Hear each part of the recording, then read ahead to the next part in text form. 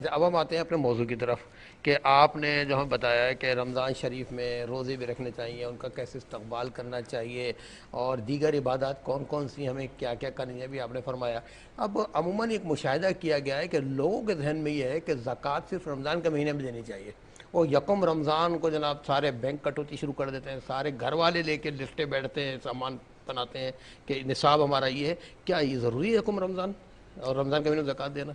نہیں نہیں، بالکل یہ غلط تصور ہے کہ رمضان ہی میں زکوٰۃ ادا ہوگی، ایسا نہیں ہے، بلکہ سال جب تمام ہو جاتا ہے تو تب زکوٰۃ فرض ہو جاتی ہے۔ مثلا آپ کے پاس آج مئی کی 26 تاریخ ہے، جی جی یا آپ چاندی اسلامی چاند کی تاریخ لے لیجئے، 19 تاریخ ہے آج مغرب کے بعد۔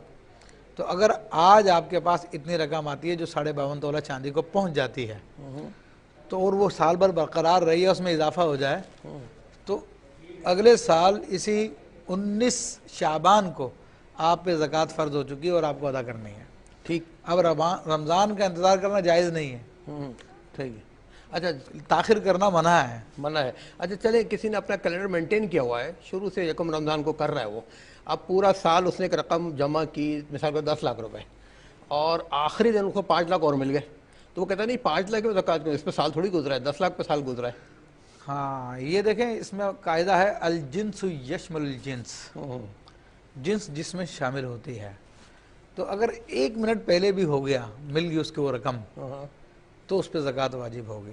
اچھا، لیکن اگر کسی دوسری جنس کا مال آیا، مثلا اس کے پاس تو یہ رقم تھی، سونا آ اب گیا۔ اس کے پاس سونا آ گیا، تو اب وہ اس زکوٰۃ میں شامل نہیں ہوگا، اچھا اچھا، اس کا سال اب نیا شروع ہوگا، کیونکہ وہ ایک الگ جنس ہے۔ ہاں ہاں ہاں۔ اچھا، اس وقت سونے میں سونا جمع ہو جائے تو اس پہ پورے سونے پہ لگے گی؟ ہاں، پورے سونا میں 10 لگے گا۔ تولہ تھا، 3 تولہ اور آ گیا آخری دن، تو 13 تولے پہ وہ دے گا۔